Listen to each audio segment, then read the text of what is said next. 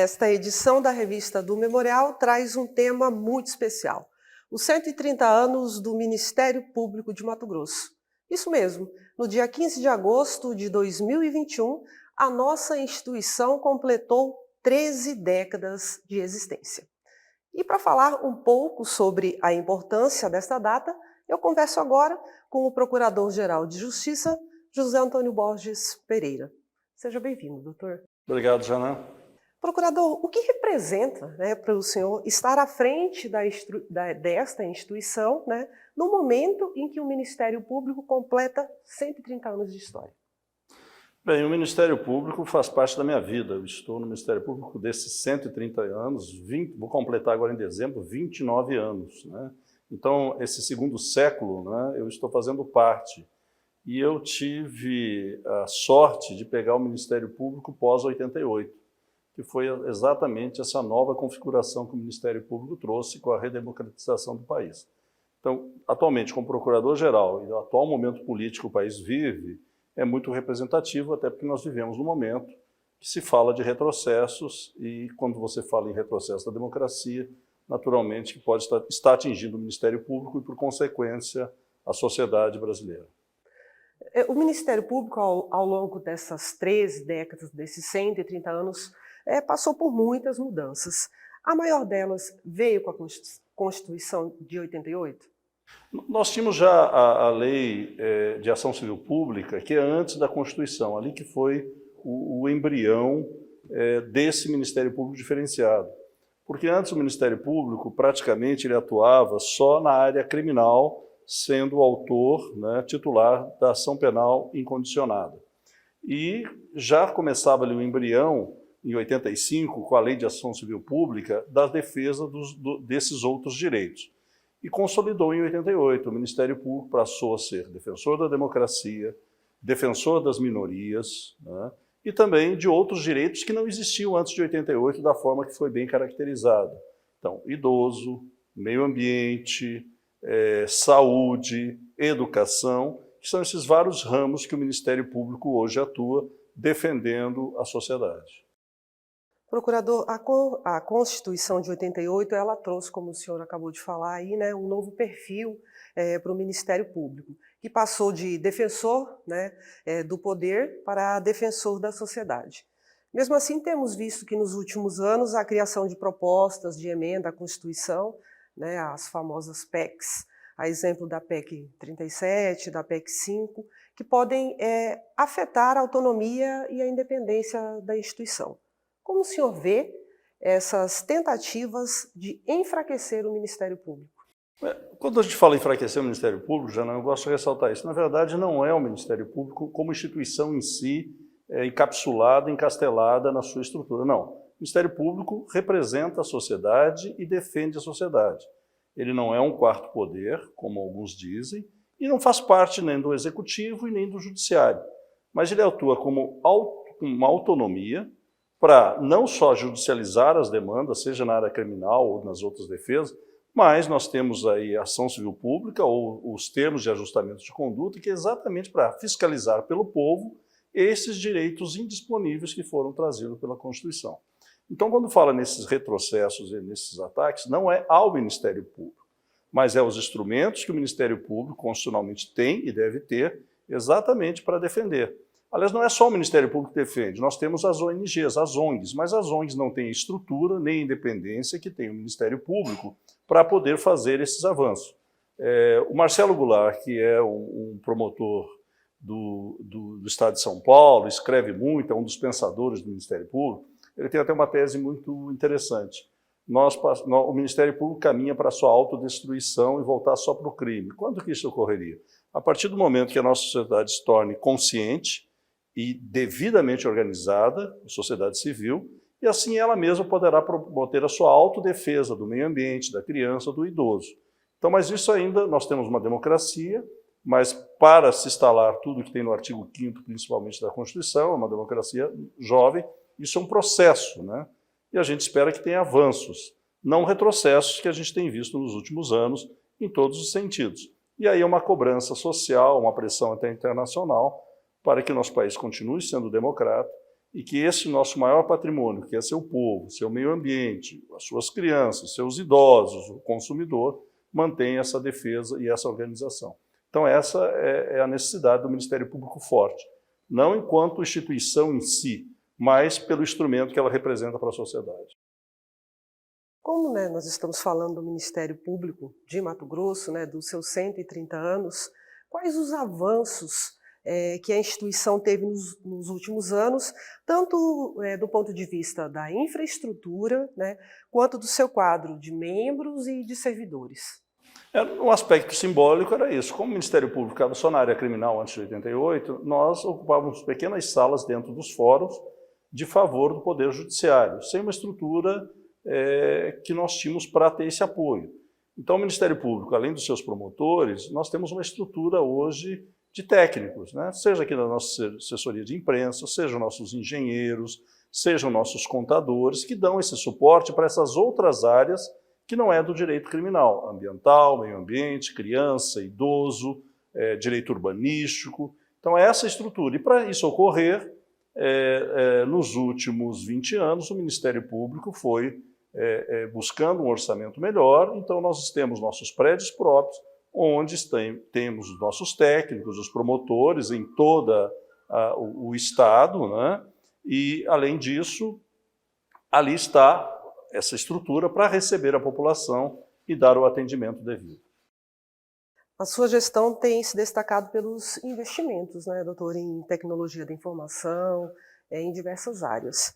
Em que setores foram e estão sendo feitos esses investimentos, né?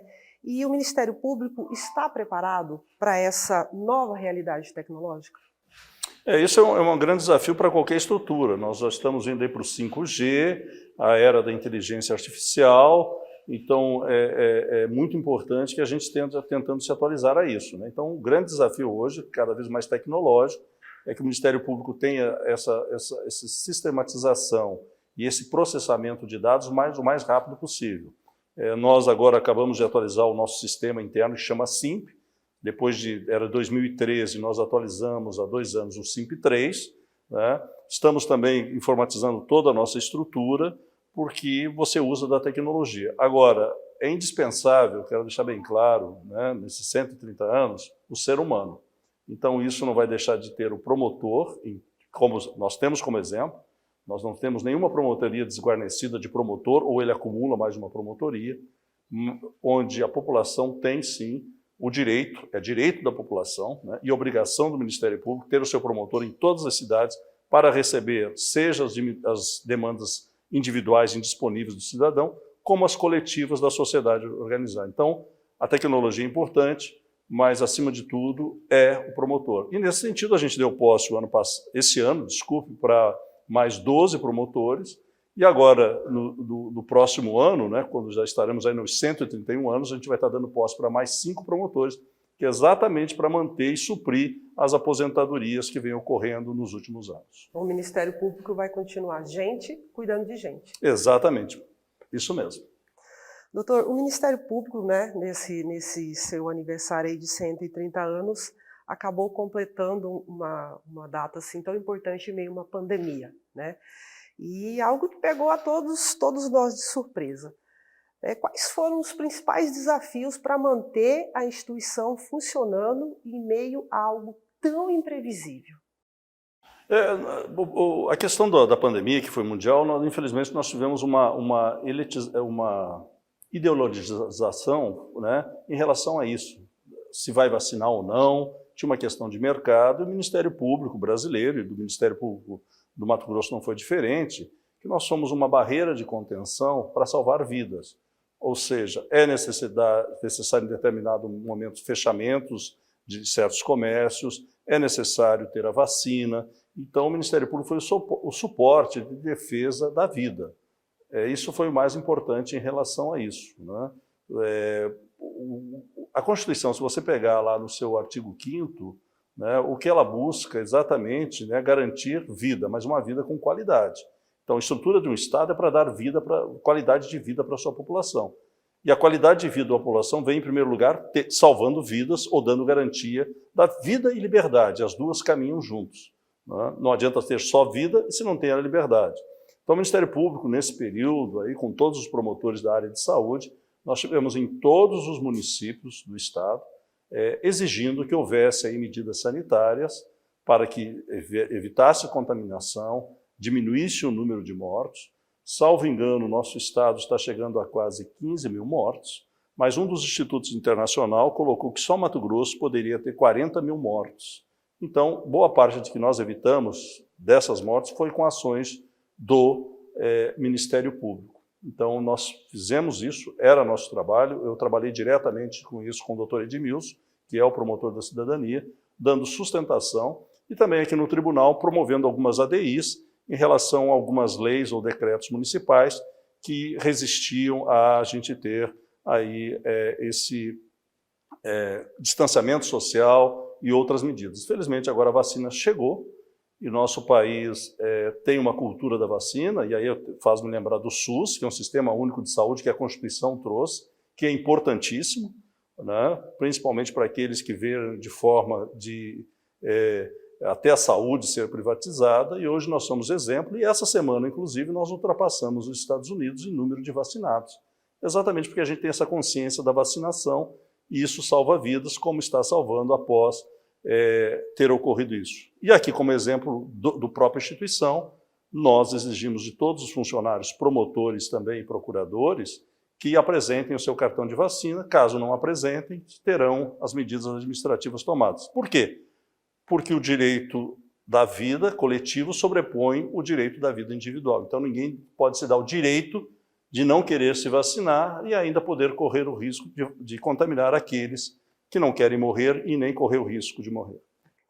E dentro desta missão aí do Ministério Público, né, de gente cuidando de gente, isso também é uma coisa que acontece aqui dentro da instituição. E na sua gestão foi criado o programa Vida Plena, né, que agora se transformou em um núcleo, né? Por que houve esta ampliação, doutor? Bem, se a gente fala de cuidado com a pessoa, né, nós temos que dar o exemplo interno daquilo que a gente até exige de outras instituições, hospitais, escolas, casas-lares. Então, um terço da vida a gente dorme, outro terço talvez com a família e outro terço no trabalho. Então, você tem que ter um ambiente arejado, um ambiente de condições de trabalho. Então, é nesse aspecto que o Plena Vida veio. A gente tem hoje uma psicóloga aqui, para casos emergenciais, mas que ela dá essa assessoria, que é uma doutora em psicologia. Além disso, tem essa estrutura com outros assistentes sociais para dar esse suporte humano para os nossos funcionários, que têm seus problemas pessoais e suas dificuldades. Esse é um ponto. E aí o tratamento de ter essa condição. Por exemplo, nós trocamos todas as cadeiras aqui, buscando evitar doenças, né, a LERA, chamada de esforço repetitivo. Então, todas as cadeiras hoje aqui, do estagiário ao promotor ao procurador, são iguais. Então, é uma forma simbólica e também de conteúdo substancial que a gente cuida da saúde dos nossos colaboradores e de todos que estão aqui. Independente de ser promotor ou não, todos são cidadãos e têm o mesmo direito aqui dentro dessa casa. O Ministério Público ele fez, né, completou agora 130 anos, mas a história continua, né? E para isso é preciso trabalhar com foco a médio e a longo prazo. E é exatamente aí que entra o planejamento estratégico, né? Quais são os pontos desse planejamento que o senhor considera fundamentais para o crescimento e o fortalecimento da instituição? Qualquer administrador, seja na área pública ou privada, ele precisa ter dados, e dados fidedignos para tomar decisão. Então, dentro do nosso planejamento, nós reestruturamos ele, ali sob a batuta da doutora Ellen Curic, e ali dentro do nosso planejamento, seja das atividades fins ou meio, nós temos hoje um centro de estatística, que nos dá informações de números, seja dos municípios onde a gente vai atuar, ou internamente, para você, o administrador, ter o poder de decisão. Porque a decisão pode ser equivocada exatamente porque os dados são distorcidos ou não tem dados.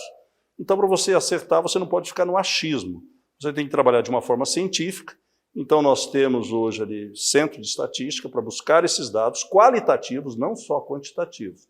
Então, é nesse sentido que o nosso planejamento está trabalhando, seja das metas de cada ramo, meio ambiente, educação, saúde, área criminal, presídios. Foi construído um planejamento enxuto para a médio prazo, mas isso já como uma mudança de cultura, a gente sabendo que nenhum promotor de justiça, apesar da sua independência e autonomia funcional a partir do momento que passa num concurso, mas ele não é uma ilha aqui dentro, ele faz o que quer. Não, ele faz diante de um planejamento, e isso com consequência também de um conselho gestor, né, presidido por mim e com os procuradores das especializadas, onde nós discutimos, seja com a sociedade civil no primeiro momento, depois com os promotores e esse conselho gestor, traçando as metas a médio e longo prazo do Ministério Público em defesa da sociedade. E para finalizarmos, né, aqui o nosso bate-papo, gostaria que o senhor deixasse uma mensagem, né, para a sociedade, para os membros e para os servidores do Ministério Público.